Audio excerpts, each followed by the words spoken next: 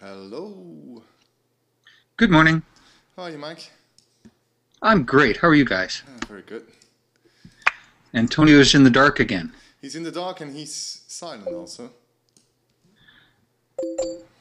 Just went to walk the dog. How bad can that be?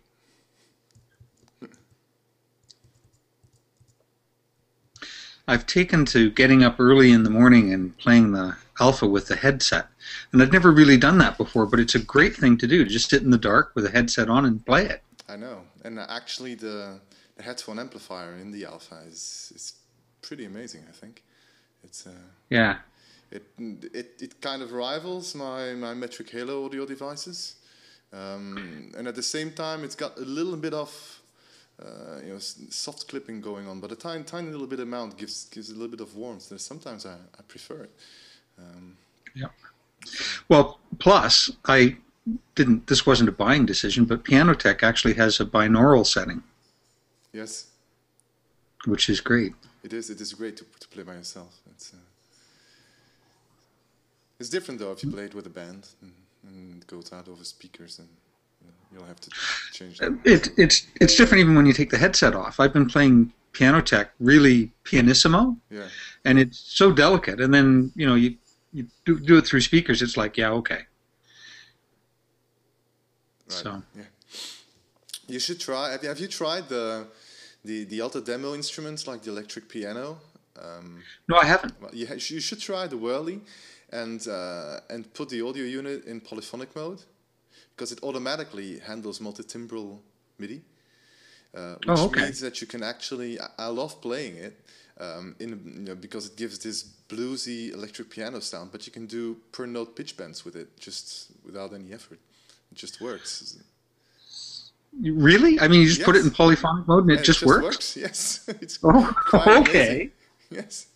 Okay. It's the same for the piano actually itself. You can play a pitch bendy piano with pitch bends on each individual note. Yeah, I suppose that might not be the most useful thing. Does it do aftertouch on every note?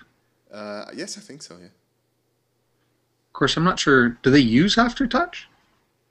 I'm not sure. I think you can assign it in the MIDI settings. There's this whole MIDI mapping thing. Yeah, I do love. Oh yeah. yeah, the Whurlies, I like them a lot too. It's really got this bluesy feel to it.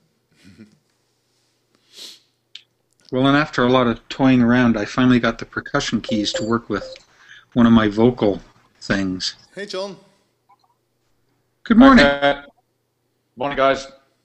You're in Afternoon here. You're in your workshop.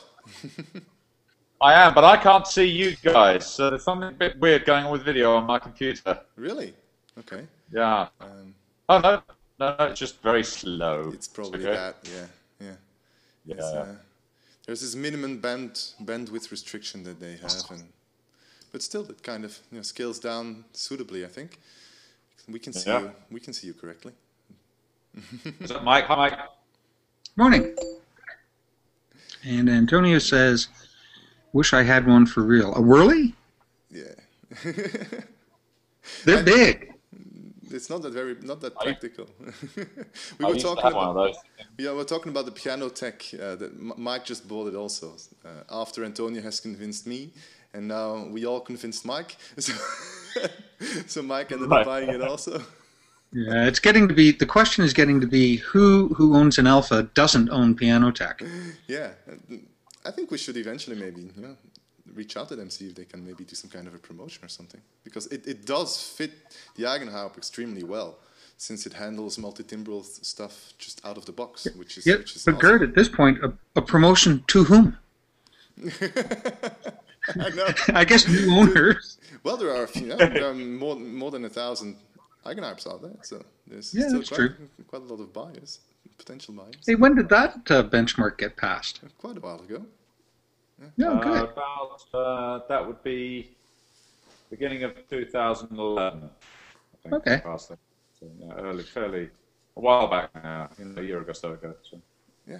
We should have celebrated it. Really, we were discussing this earlier, weren't we, Geert? Yeah. We should have celebrated that benchmark. So. I used to own a Whurlitzer, proper one.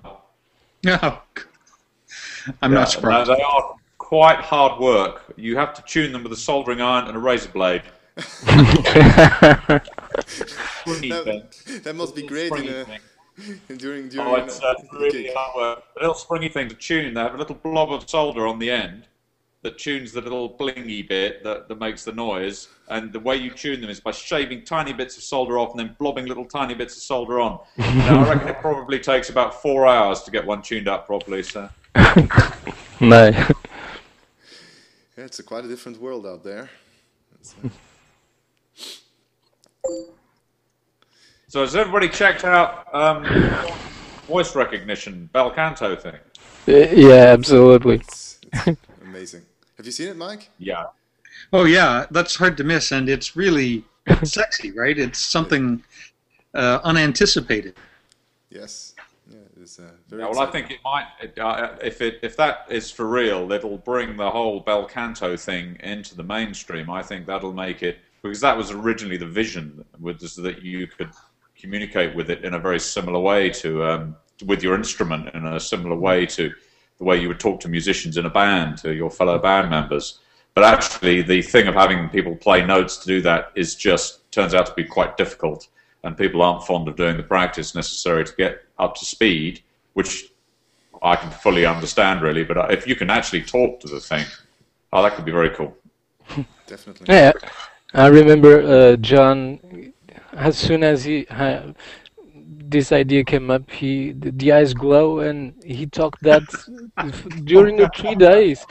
Well, I have some ideas there. Oh, yeah. I have that code lying around from 5 yeah, years ago. Absolutely. Plug that in. Yeah.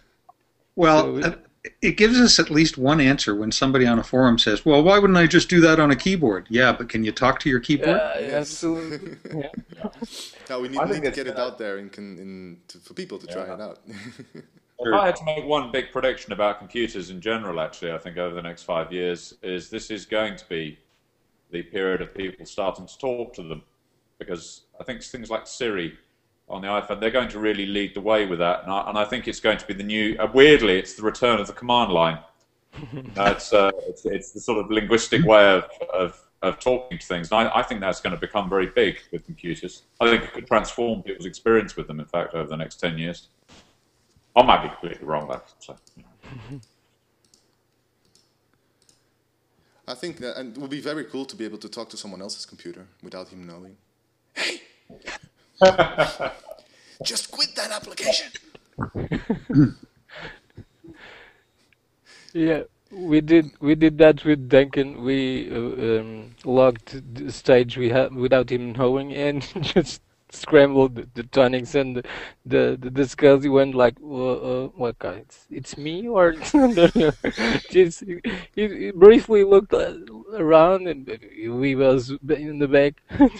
What's happening? Over the Wi-Fi, and when we were jamming in the evening, right? Yeah. Poor Duncan. Did you have a good trip back, Antonio? Sorry? Did you have a good trip back? Yeah. It was fine. It was a wonderful weekend there. We just love it. I miss saying goodbye to you. It was like 5 minutes, I think. We are finishing packing things up, and I think I heard your motor, and then when I look, you're gone. So no, I turned up, but there was no sign of you around. So I missed up left early. So yeah, but it was a wonderful time there. Just love it. We had a very productive weekend, I think. Actually, Mike, just to bring you up to speed, it was good fun. Very interesting. It was obviously good fun from the pictures and reports and the video. Great idea to do the video too. It's a good statement about working together.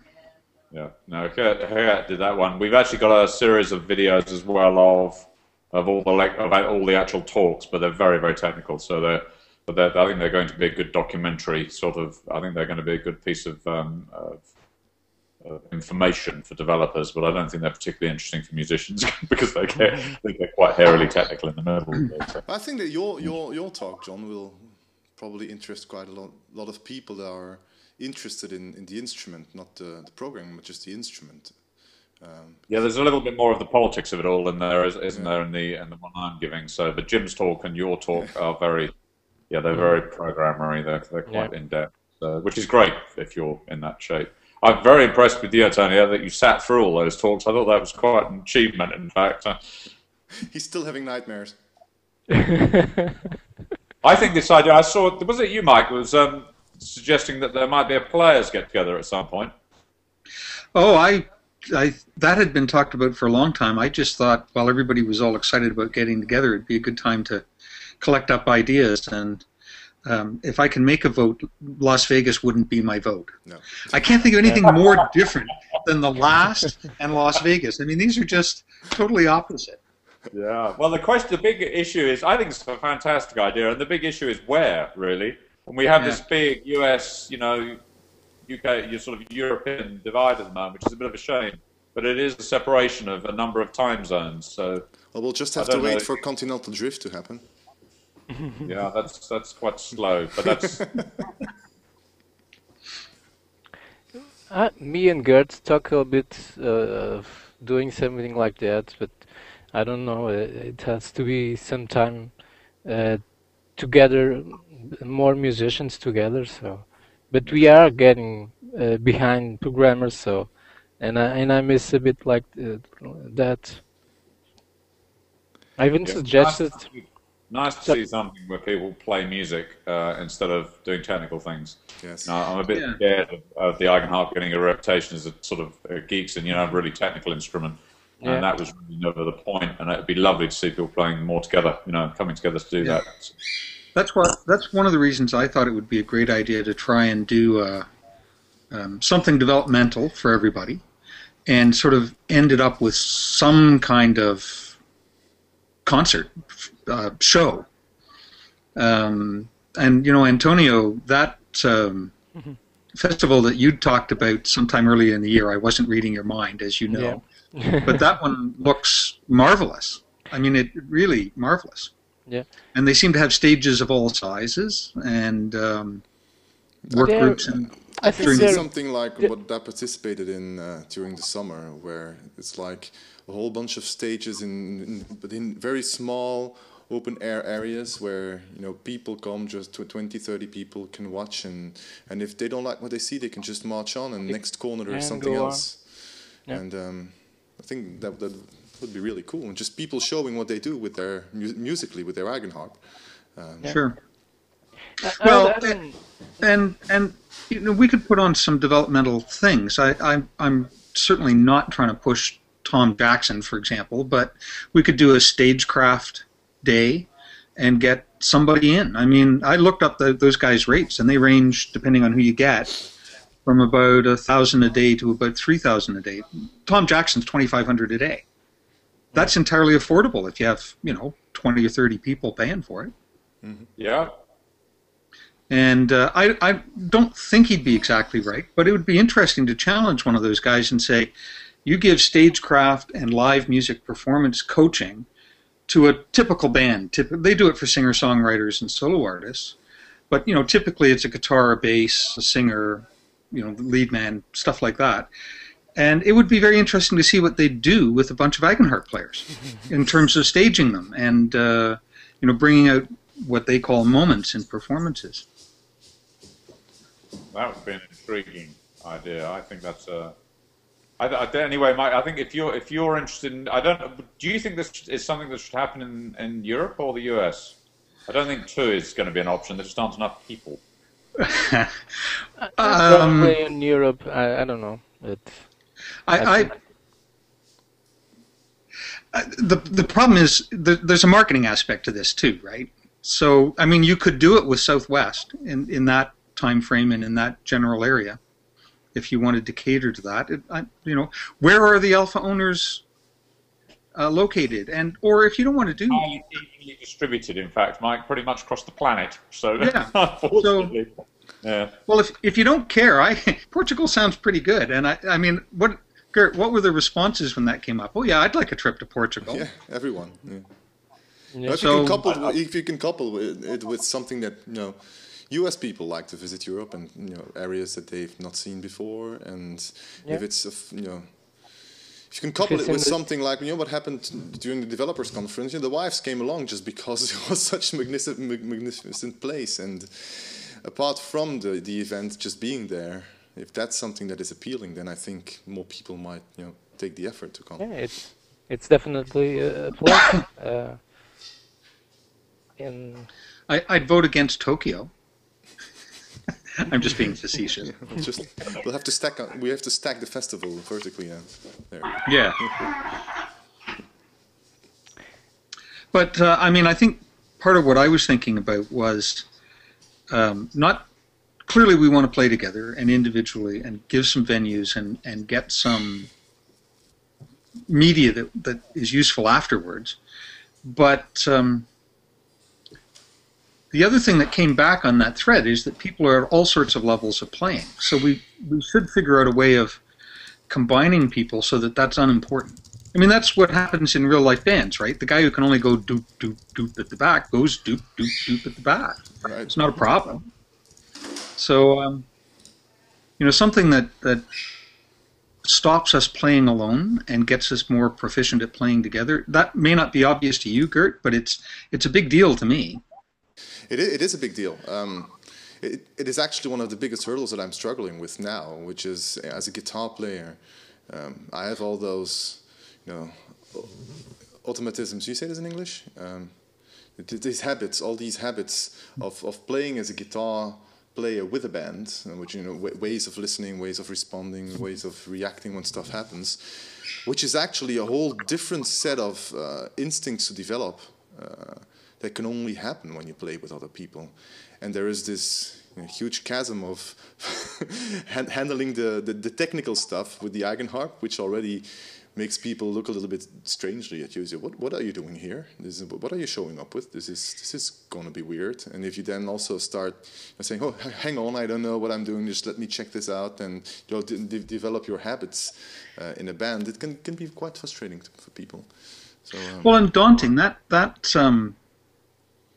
music hangout that I was on yesterday, there was a fellow there. There were people from all over the place. There was, Ukulele Joe trying to sell his Ukulele Joe book, which actually looked pretty good, and a fellow who was really just starting at guitar. And, pretty much what everybody was saying to him, he was struggling because he was playing by himself.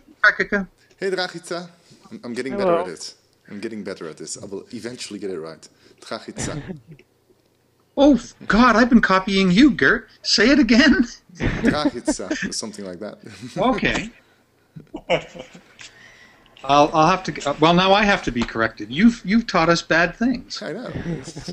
I'm just a lazy guy and never really bothered learning it. But now we've got a reference pronunciation on the video from the developers conference, so we can test our pronunciation. Yeah, we can listen to that. Well, anyways, that guitar player was struggling to find a venue for people to play with, and pretty much everybody was giving him feedback that said, "That's what you want to go do, right?" As opposed to just practice chords and strums. Yeah. Yeah, but it will be pretty nice to make some duos, trios, quartets, and have those people playing together. And we can do that at distance, and when we are present, just sort of glue it together, and I think it's a wonderful experience. Well, and just a thought, and it may fit or not fit, but the idea of associating yourself with some high school, something like that, and doing just a session to get a bunch of absolute newbies who've never held one playing together on a suite of picos would be a lot of fun. Yeah. And I mean, you put it in a scale, and really it can't sound bad. Oh. Yeah. Yeah, we had a class early last year. We did an educational test with a class of 20 school children playing picos, and it was remarkably harmonious, in fact, by comparison to the same 20 children who would normally be playing plastic recorders. It was, I think the teacher was very pleased. And we didn't get very far because I think they're too expensive, and plastic recorder costs, you know, £15, whereas an Pico is a little bit pricier. But the musical advantages to the teacher were profound. So, but I think that's a good thing from a learning perspective as well. The interesting thing we found from people playing together at the DevCon was the startup time was a big issue, and it took people weren't particularly well prepared for it to play together. And I think we could probably now develop some sort of pre-program for that would help people be up and running a bit speedier and playing with each other. So there's another thing as well is that we don't have, and this is the software issue actually, Geert, that we'll probably have a look at over the next month or two, that we don't have the metronomes able to slate together trivially. Right. You have to use MIDI at the moment for that, which is a bit sucky, really. We do actually have a thing where they used to have a sort of slaving mode, but we never got it working terribly well over the network. So. And that would be really cool, because then all the the arrangers would work with people doing drum stuff, and there could be a whole new dimension to that, which would be very attractive. Yeah, I never push any ideas or thoughts about playing together because the main focus was programming. So I never intended to distract everyone from playing. So I never really went into something like that. But there's a lot of nice ideas to put together, and it's not that difficult. A bit of homework, as I said also, and many things can be achieved together. I think, Antonio, if you fancy doing it, a thing that would be really cool would be to, and actually I'd open to anybody really to do this, is a bit more in the way of tutorial sort of stuff for people as well, to show people how to play tunes. I mean, that big Sparky player, if you were to show people how to do that, and I think John Nolan's Eigenharp thing is actually a great tool for that. To help people develop skills if they're not if they're not readers, if they don't actually read music, that's actually a very, very useful thing to just follow it along. And if anybody wanted to do a bit of stuff in that front, it'd be great to see. Actually, it'd be really, really cool if somebody took pieces of music, put them into that tablature format, and then did a little thing about how to set the instrument up and do that. Yeah. It would be very good, I think. Yeah, we talked about that a couple of weeks ago already, right? It's we all have our favorite pieces. There's this huge this huge peak for people that are starting off with the instrument is, how do I get started with playing a melody? There's nothing they can. You already almost have to know music before you're able to transcribe it or to adapt it to from cheat music that you find to something that you can play. And I've had a number of, I think I've had about 8 to 9 requests now of some of the things that I put on YouTube to put them on a paper format, but I never really got to it yet. But there is definitely a demand for it that's growing. So that Battlestar Galactica theme you play, I think would be very popular if you did that. Yeah, but you need quite a lot. The problem with that one is that you need quite a lot of audio units to get it to work. So all those different sounds, yes, and the effects that are involved and things like that. So that's probably going to take quite a while to explain how it all hangs together and how the drum parts, all these things. It's I think I don't even remember myself how I do it. Well, of course, PianoTeq piano though is now becoming, the de rigueur thing that everybody owns. So you can sort of assume that for everything. I think your buck piece, Antonio, would go very well. Yeah. Was that what you were playing it on at the DevCon? Was the PianoTeq? Yeah, absolutely. Yeah, okay. Sounded great. I think there's 2 levels of that too, and one is sort of the main split, layout pretty much as delivered, that kind of thing, and that certainly is what you'd want. How do I take a piece of sheet music and interpret it on this device? And it's surprisingly non-trivial. I expected that would be easy. But if you actually just take sheet music and try and get your fingers to do that, it doesn't really work. You've got to really think about it. So that's worth doing. And then the second one, though, is things like Geert's hang drum and some of the other setups that have come out that are sort of level 2 beyond that. They're hard to get your head around in the same sense as hexaphonic keyboards are. So if you don't have a certain level of knowledge, you just never get there. because you don't know. First of all, you don't know why you're getting there, and once you're there, or if somebody gives it to you and says, "Here, play this," you go, "How?" It's very strange. It's great. It's fun, but you can spend a lot of time. I had a very interesting experience recently, and probably related to that, which is that my wife Isabel is a violinist, and I thought it would be cool for her to have a Kindle DX, one of the big Kindles, for doing sheet music, because there's a ton of free PDF sheet music out there now. I mean, millions of pages of it. I thought that would be really cool, so I bought her one for her birthday, and she tried it, and we ran immediately in. This is me being a bit stupid, in fact. About sort of 10 minutes after we got it up on music stand for her, we realized that the single most important thing for her was to be able to take a pencil, lean over the music, and write fingerings on it for violin. And the lack of the ability to do that basically made the device completely useless for reading music off. I think it kind of comes into play with what you're talking about there, Mike, which is translating sheet music onto the Eigenharp. We don't yet have that model of how you get from dots on the page to how on earth you're going to physically put your fingers on the instrument. We don't. It's something that really needs. It basically needs musicians to develop, I guess, over time. So it is fun to do. However, I tend to start with a melody and then expand out into the fullness of the arrangement without reference to sheet music. Yes. Simply because that works. Yeah. I mean, it's a more direct path. But I think you need to have some kind of musical experience before you're able to do something like that.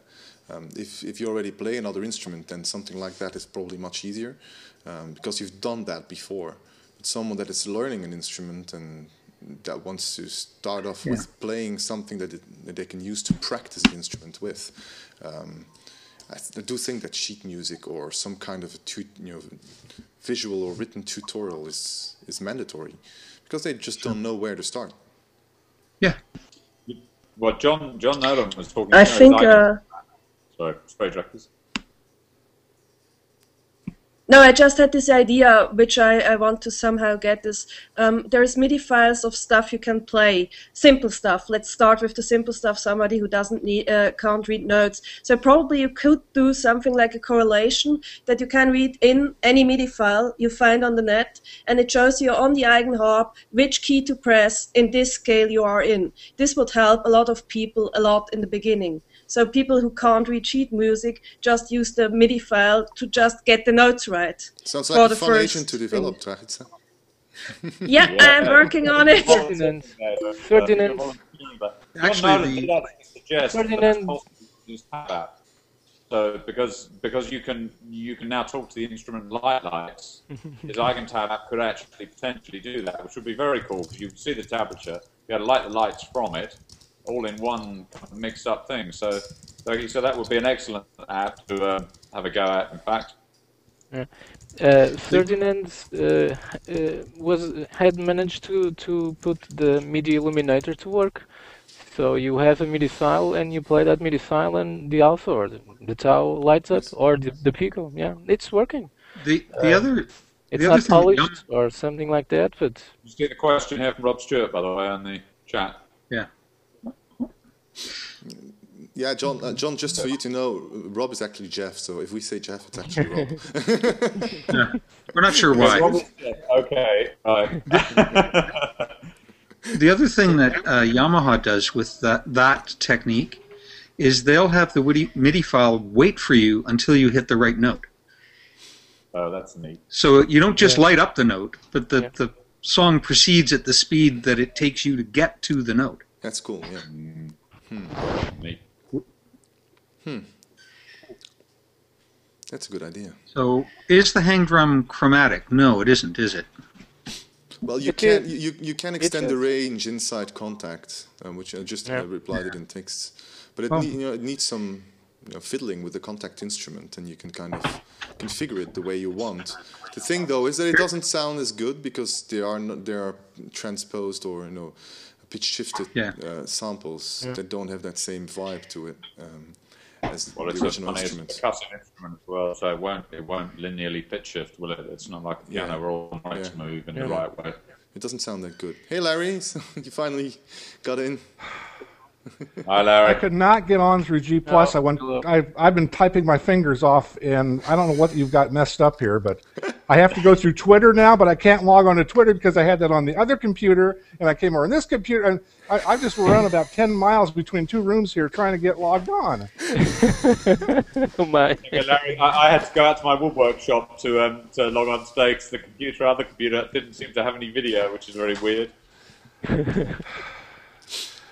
I mean, I don't understand what happened. I mean, it worked on Monday, it worked on Wednesday. I haven't changed a thing, and now I got to go through Twitter to get there? Weird. I didn't even know you could. Well, it's because I pasted the link because we've been using this fixed URL for the Clubhouse. I pasted on Twitter and just told Larry, click on the link on Twitter to get here. Yeah. That's gonna be certainly the one that we're all on. I could not get to it from G+ at all. I tried and tried and tried. I did everything except rewrite G+. It was really weird. What you could do is bookmark where you're at now in your browser, because that address in the address bar will be the exact same one that we're using all the time. So the thing that says talkgadget.google.com/hangout/extra/ and the whole thing, ending with Eigenharp Clubhouse, that address is the address where it's on every time. So you don't even need an invite. If you just go to that address, it will work. But I think there's something strange with Google Plus in that if you make a Hangout public and also invite a certain circle, then it doesn't send out any invites. Yeah. So either you make it public, either you make it restricted. But if you make it public, then it doesn't send out invites, which is it's a shame. Yeah. You make it public, but you can't join it. I don't know. Well. What's going to take me a half hour to get here? Larry, what the guy did yesterday for the musicians hangout was he publicly announced they were going to have one, and said, if you'd like to be invited, reply to this announcement. Yeah. And that worked very well. Yeah. Oh, well. Well, I'll try that next time. It turns out, oh yeah, you're that guy with that weird instrument. That's how I managed to be greeted. Yeah. It's a new name, is it, Mike? Well, that's better than you're that weird guy with an instrument, I guess. I suppose. Then you'll have to answer, Mike. Which weird instrument? Because I've got so many. Well, actually, the one I played for them was the Moog Lapsteel. Right. Oh. They were all guitar players, pretty much. Yeah. What's that like? Is that any good? Like, the Lapsteel, is it good? I really enjoy it. It's an interesting thing to play. If you can play a Lapsteel, it's relatively easy to play. The pickups are a little noisy, but you can use the piezos, and they're not at all noisy. So, yeah, I quite like it. What I particularly like about it is that you can switch the drive between the two pickups and thus change the harmonics on the string. So you can do all sorts of interesting sound evolution stuff on it. Is it an expensive thing? It's like $3,500. Oh, okay. Yes, it's quite pricey. Yeah. But not crazy. But they're all individually handmade, and what's nice is the guy who makes them, you can just phone him and say, this is the wood I want, yes I want F-holes, no I don't, whatever you want. Okay. Right. Yeah. How long did you have to wait? So I saw this thing and thought, oh yeah, I want one of those, and I phoned Moog. I go to their site, and they didn't really have very much information on it, so I phoned them. Well, yeah, we can make you one of those. And I had some questions. Oh, I'll get back to you. And every time I'd ask a question, it's, I'll get back to you. The answer to your question, Larry, was about 6 months. No, that's not too bad. Well, it's 2 months now.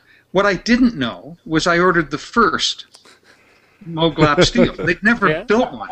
Whoa. Yeah, well, that's really good then. But if 6 months if you is great. see those, there's some promotional YouTube videos, and if you see what they explain there, it's like, okay, because they explained the way they designed it is they just decided to chop off the neck of a Moog guitar and then glue it to a lap steel and see what worked. And it turned out to work great, so they sold it. So you're like, actually, they had a guy show up and ask them to build a Lapsteel, Billy Carty. Yes, exactly. Yeah. He said, "That's really great. I just happen to play Lapsteel. Can you do one of them?" Yeah. Oh, nice. Yeah, I had to wait 2 years to get my Olsen, and he'd been making it for 20 years already, so it wasn't like it was a new thing. Just busy.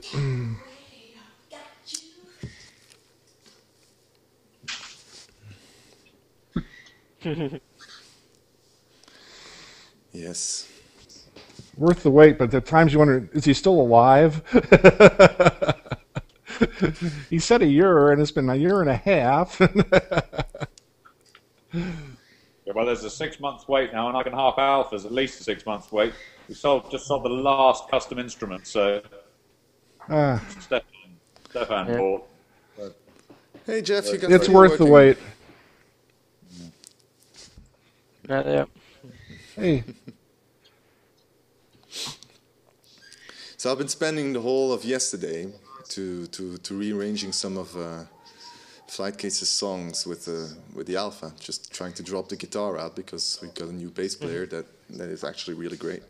So and I found those sounds in the Moog, and I said, well, I don't want to really take it into a gig, so I spent, I think, about 6 hours with all the plugins that I have, trying to get a sound with the same characteristic. I didn't want to have it to sound the same thing, but have the same characteristic across the spectrum of the highs and the lows. And there's always one part that just never worked. So you have to. So I'll have to start dragging something else with me into gigs and deal with all the problems associated with that.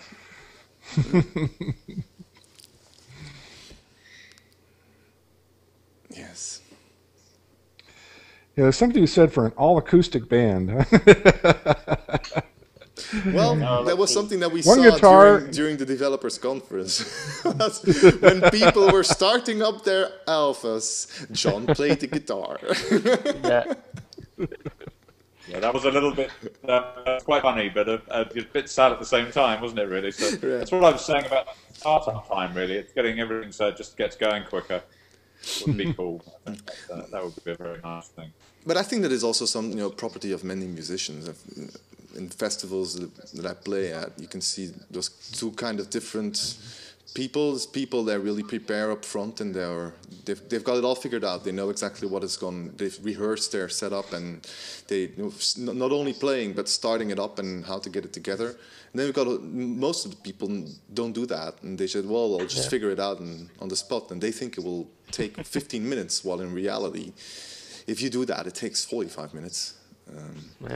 So I think that's part of that also, is being prepared for it, having done it before, and ironing out all the kinks on the cables. Sorry. Yeah, having run sound for people that just walk in for the first time to a venue, I know what you mean. They should have their act together, and they don't even know what they're going to use, and you're sitting there going, well, I need to hook you up. We're on in 10 minutes. It'd be nice to have a sound check. Oh, I don't have any batteries in my pedals. Does anyone have any batteries? Or does anybody have any cables? Yes. Or does anybody have any DI boxes? I don't have my jack cable with me. Who can lend me a jack cable? What do you play with? Yeah, I've made a few rapid trips from. Luckily, it's only about 3 miles away from the venue to my house and back because they didn't have the cables. I think I have one of those. Let me go get it. Yeah, it makes life fun. Yeah, and always check if the connection is really connected. Oh yeah. I had all the cables. I tested everything. But naturally, to transport my alpha, I had to disconnect it from the base station, and I found out too late that the connection wasn't working really right. The next step will be, Dragica, is to always take gaffer tape with you and to tape cables to the floor once you've put them somewhere. The video lady had some. Yeah, because once you step away and you go for a drink and you come back, you don't do that. It's like, where did my cables go? Why is that unconnected? And the final step in that evolution kit is to do what I've done, which is to solely have an acoustic guitar. I know. And all mention of cables and electricity. and to make an electronic instrument so that you can play the acoustic guitar and see all the others mess around with cables. Well, I'm waiting for everybody else to get switched on, I know. Yeah. So probably I'll do my pilot checklist, like things I should look at. Like if the Eigenharp base station is not lighting up green, something is wrong. But I totally forgot. It was... I've got one. Well, very nice to see you guys. I've got to go and do some work now, unfortunately, so because it's still that past the day here. So, okay, see you guys John, next see you week. tomorrow. Yeah. See you. Bye-bye. Yeah. Yeah, I have one of those. Let's see if I can find it. I was just looking at it. I've got this document that has everything, step by step, what I should do when I connect up for a live gig. Yeah. Cool, yeah. Would like to see that. Yeah. Hey, pilots do it. Why not musicians? Yeah. I used to have extensive packing checklists and things like that when I was doing tech support for astronomy, because we'd be traveling to observatories or to NASA or something, and I mean, it wasn't around the corner anymore. And if you had forgotten something, you could really get you could miss out your one opportunity for the year to get an observation done. So we had a lot of double checks and extra equipment and verify everything works before you pack it. Yes, and take spares of everything. Spares and learn how to build it really rugged. That was the first thing when I started working for the astronomer, was to ruggedize all his equipment, because we had a joke that, I mean, you can make stuff foolproof, but you can't make it astronomer proof, because they were really tough on cables for some reason. Let me see if I can share this. This is the last thing that I used for my. Just check this, and then on the different so Pine and Ocom are different computers names, and see step by step what has to be connected to what and what has to be turned on and off, and make sure that is selected. And then afterwards, this is the checklist. And afterwards, there's how everything is actually physically connected. So. Without that, and you step on stage, and when you've got some kind of a stress situation, you're like, what was it again? And if you don't have this, there's a lot of stuff on there. Much more complicated than most people realize. Definitely. Certainly when you do it for the whole band. Yeah, the problem with these checklists is that you have to have some experience doing it before you get to what you should put on there. Yes. So that's like the gaffer tape or something, or the cables or anything. You can't really imagine what you would need to do standing on stage if you don't do it. Yeah. The most fundamental thing that I always keep telling people is take an extension power lead, because they have it in almost no venue, and it's very ridiculous to show up with all your gear and to not be able to reach the power socket. No way. And it has happened to me, and then you're like, okay, I just drove 100 kilometers to play with the whole band, and we can't plug in. It's like, And it's 10 o'clock at night, and none of the shops are open. And or I'd say, I think we have an extension cord around this place, but the door is locked and I don't have the key to it. Right. Anybody can pick a lock? Yeah, I write up everything now, so I will have my checklist soon. Excellent. But it's a good thing to have, definitely. It sure is exciting to see all the stuff that's happening with the Eigenharp and the development conference and 2 and Workbench. It's hard to keep up with it. It's happening so and changing so fast. I like it. Yes, well, it's a kind of, it was all building up until it got to a certain stage, and then it's going now. It's coming out. Yeah. Yeah, I just had to copy that video that John did and say, look, this guy has an instrument that he can talk to and it changes. Yeah. I mean, I don't know of anybody else that has one of those. Right. It's pretty radical. I like it. Yes. We start talking about that, but in the end, I think it's the Belcanto that I put that on the Twitter that shows how important Belcanto is. It's just another way of providing the Belcanto. It says Alistair said when he was explaining Workbench during the developers conference, he said, Workbench is great because it visually opens up what the Eigenharp does, but for a lot of things, it will probably mean that people will go back to Belcanto because they can understand it more easily now. Because it's like, you know, there are some things you can better type out than drag wires from one way to the other. But I suspect that everything that's good to type out is actually also good spoken. So the speech interface will be very practical there. Yeah, I mean, Workbench is very practical to check. I mean, if you start Belcanto, it's the problem that you probably do things wrong. And Workbench is very good to check, did it happen the way I think it should have happened, or am I wrong on the concept? Right. Because it's really hard to get that with debugging and so on. I mean, with looking at the lists and so on. And Workbench makes this very easy to see, okay, I've got what I wanted, now I can go further. Yes. Exactly. It works two ways. You can both see what you're doing and see what happened. Exactly. And see what has been done. Yes. I remember even with Stage showing up everything. How many AUs were there, how many connections, or I remember that. So it's wonderful to have different ways to look at things, I think. Yes. I agree. Yeah. I also have this vision of when this gets fully developed, a live performance, this person who's playing the Eigenharp is making these little talking things that maybe the audience can hear for briefly, and he'll be speaking this kind of unusual language while he's playing. Right. I think that's going to look really interesting. Well, the trick is to work it into the lyrics of whatever you're playing. That's right. The rhymes. Well, you'll have to name the agents with some meaningful names, Mona and Simone and hey Simone, listen. Set your tonic to C sharp. Yeah. Hey baby.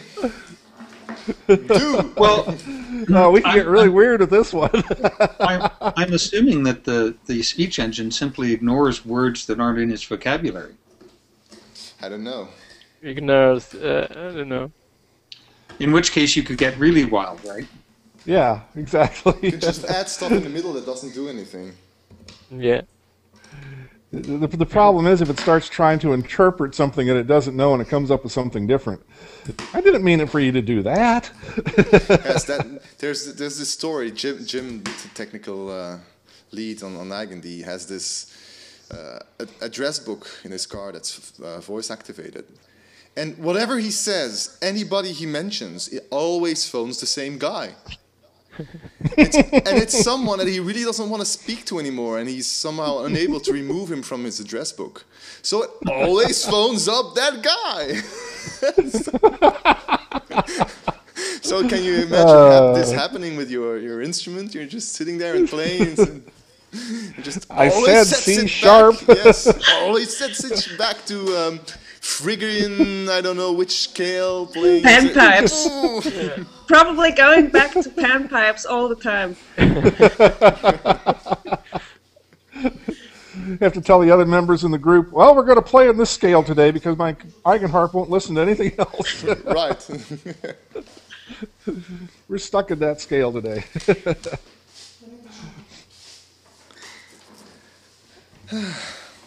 I was going to try something out that I realized. I've been continuing on this CV stuff, analog synth CV stuff. So today I've got a pitch detection agent working. So it's doing basic pitch detection, which is kind of the basic for all the rest. And then I realized, but that's what I'm hooking up now. I'm seeing if I can get it to work quickly. I realized that actually the only thing that needs calibration, really, is the pitch. Mm-hmm. Okay. Let me see that. Well, you guys talk a bit amongst yourselves, and I'll show the rest. Yeah. Because I was quite surprised at this. Not that I realized that it was the case. I'm like, duh. Why didn't I think about this before? But yeah, we're always learning.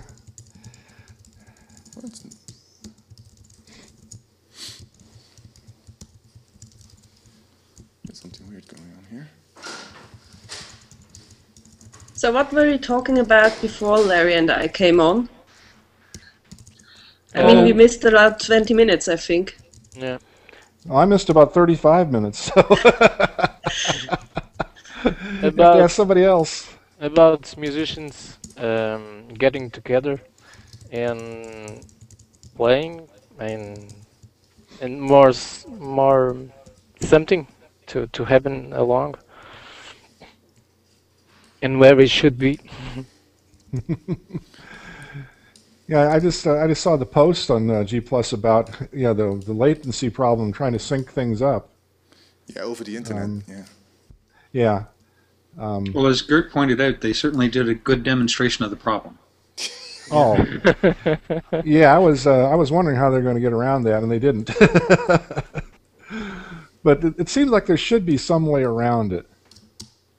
But the question that I don't have the answer to, maybe somebody knows, I don't know, is the latency on any like right now, is that going to be consistent through this whole time we're all linked together, or does it vary from second to second? I think it varies. It varies. Okay, so we need more than just a setup, kind of like everybody tuning to the same note type of thing. Everybody setting to the same delays.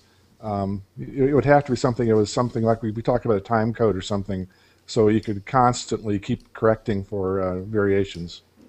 Yeah, I think if somebody was to show time code and you practiced a bit at just how much lead time you needed in that, like longer than any of the latency, you could probably do something.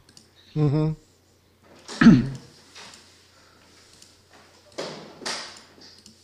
Mm-hmm. And the other thing is to play some sort of music that didn't have to be synchronized together, which is probably which is not much far music. Out. Yeah. Well, that's a bit what they were doing on that video. It was like, yeah. Okay, we're all playing this bass note, and now let's just do whatever. Yeah.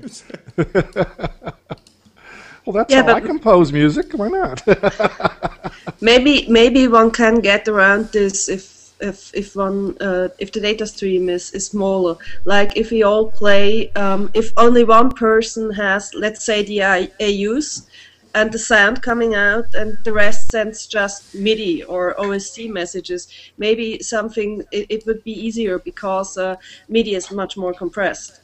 So if you don't send sound over the net, but data over the net, probably you could somehow get the time lag smaller. Yes, but you still have this original latency that you can't get around. It's like for me to you, it's at least a quarter of a second. Yes. Mm-hmm. Whatever you send, it's not really. The data, the amount, the bandwidth is another issue, but the basic latency. It's already bad if you're playing in a huge concert hall, and imagine that your bass player stands at one side and the drummer stands at the other side. There's not much that you can do. Yeah. In fact, I had great discussions about some of the people in a live but amplified performance, and we're talking about that same thing. And I mean, you have a microphone, and then that's going through a system, and then that's coming out a monitor speaker, which somebody else is listening to, and then he's producing sound. And I mean, just the sound traveling through the air has a latency.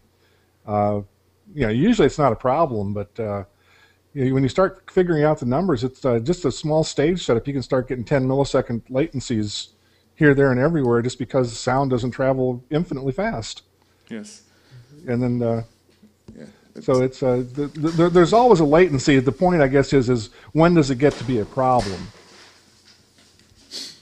When it's half a second, it's a problem. At 10 milliseconds, it probably isn't a problem. Yes. So I can't do this demo for the simple reason that the wiring that I did to actually be able to record this on live stream at the same time is using my digital audio output to my audio card, meaning that I can't use this expert sleepers module. This thing that I bought. Which goes over a light pipe, and it transforms the digital information into DC audio. I'm not so pleased about this thing, by the way. It's, is that the only commercially available unit? That does exactly that, yes. But if you really want to get into this, I wouldn't buy that. I would just buy a cheap Mode 2 audio interface. It costs a third of the price more. And you've got a whole audio interface.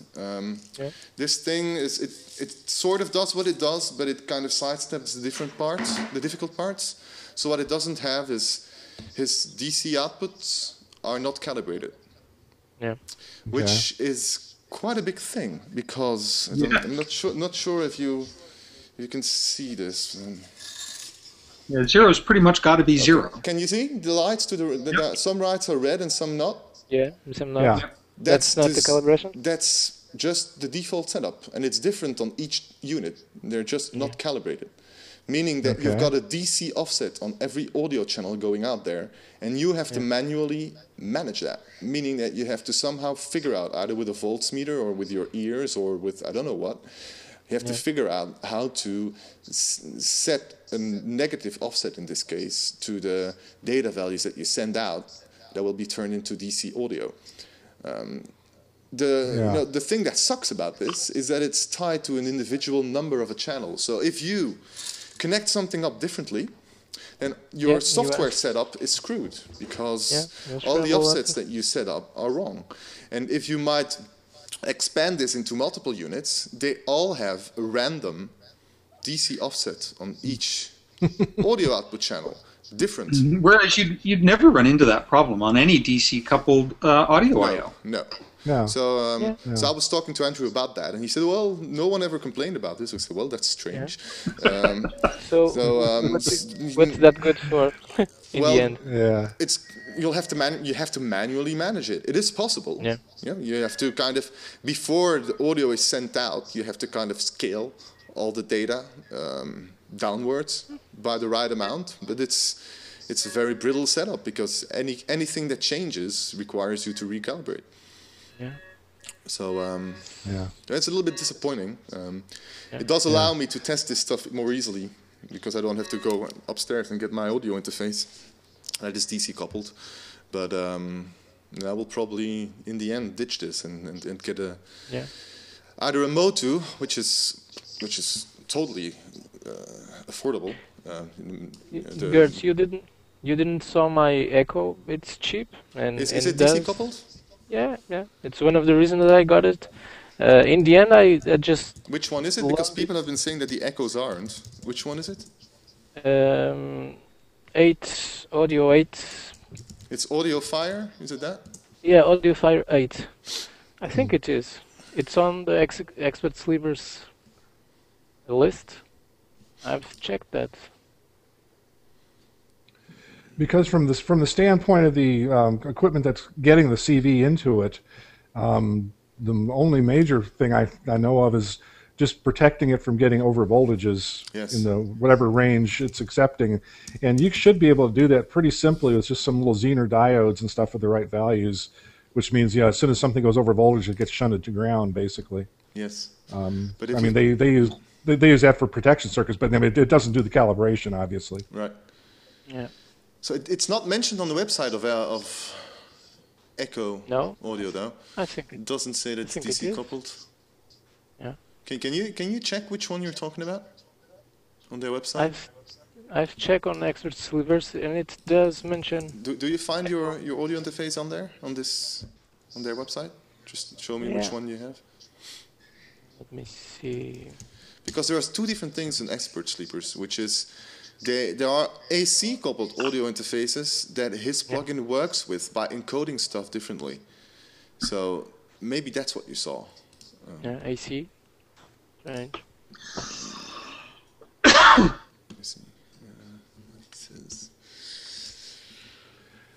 So I'm guessing that you're trying to do something that people haven't tried to do before. I mean, the old modular synthesizers. I mean, it was designed to have CV coming out directly to plug into another compatible module. But yeah. I mean, you're trying to come out with basically an audio output and then turn that into a CV. But that's what this whole thing is about. What this whole approach is about. Okay. Also, the thing that Silent Way software that Expert Sleeper sells. And I think that probably the reason why you might not have any complaints about it before is that people typically just use a MIDI keyboard. So they trigger a note which sends the pitch.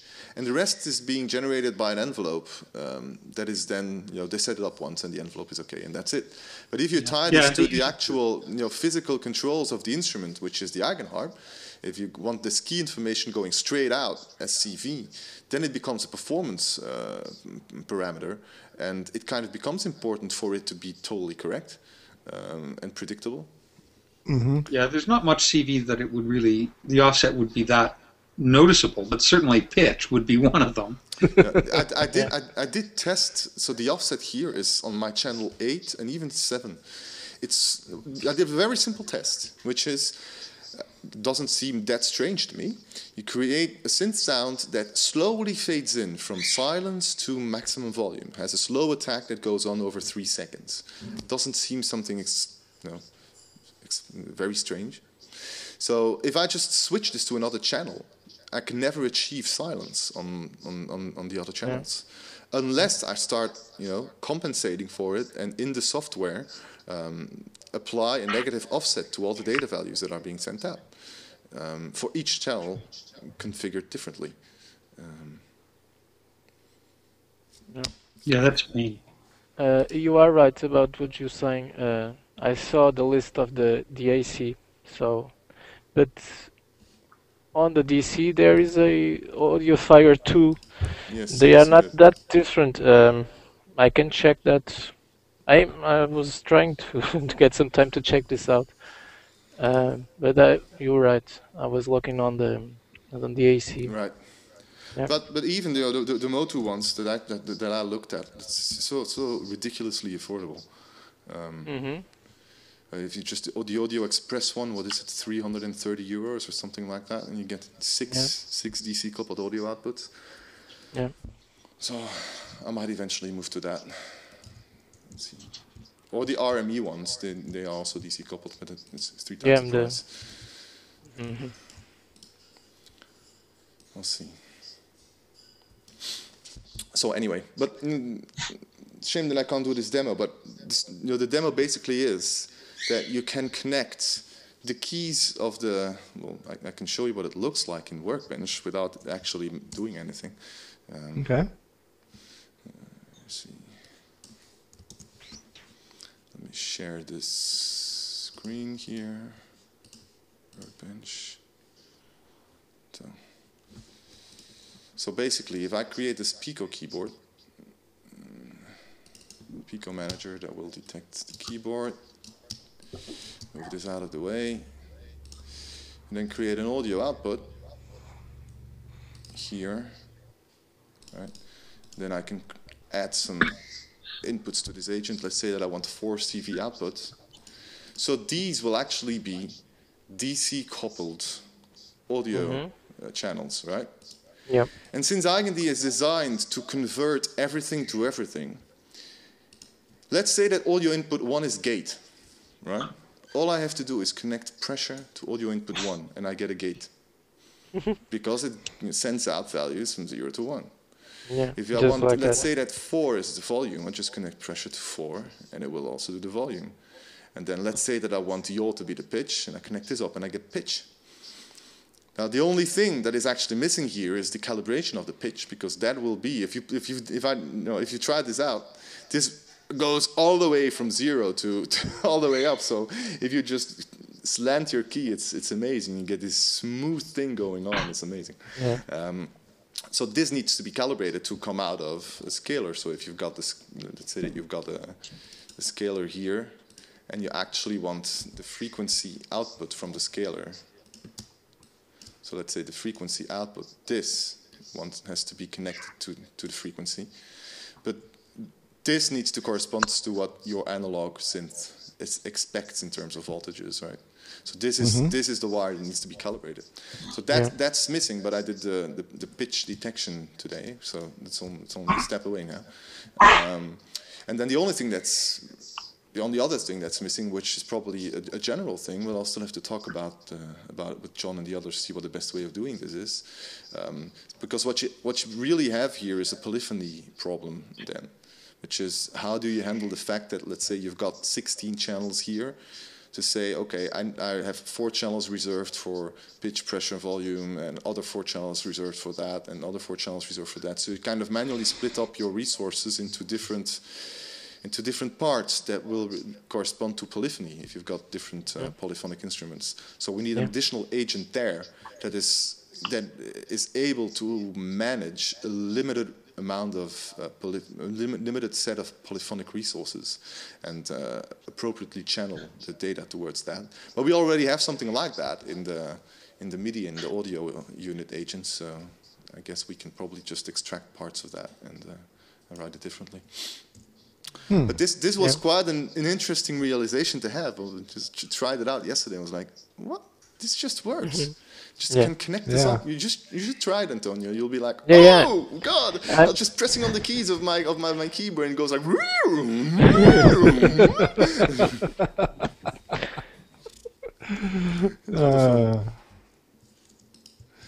So yes. Okay. Well, I'm gonna have to go also because I've got to move this. We've got band rehearsal today, and I've got to move all this junk upstairs because I'm gonna use the Moog with it. So, well, this has been a great chat, guys. Oh yeah. Yeah. Awesome. Yeah. See you all next week then. So I guess I'll have to use the URL next week. See you next week. Yes, the URL will always bring you here exactly to this spot. That's why I took this I just fixed bookmarked URL. it. So yeah. Bye. Okay. Bye. Bye. Okay. Bye.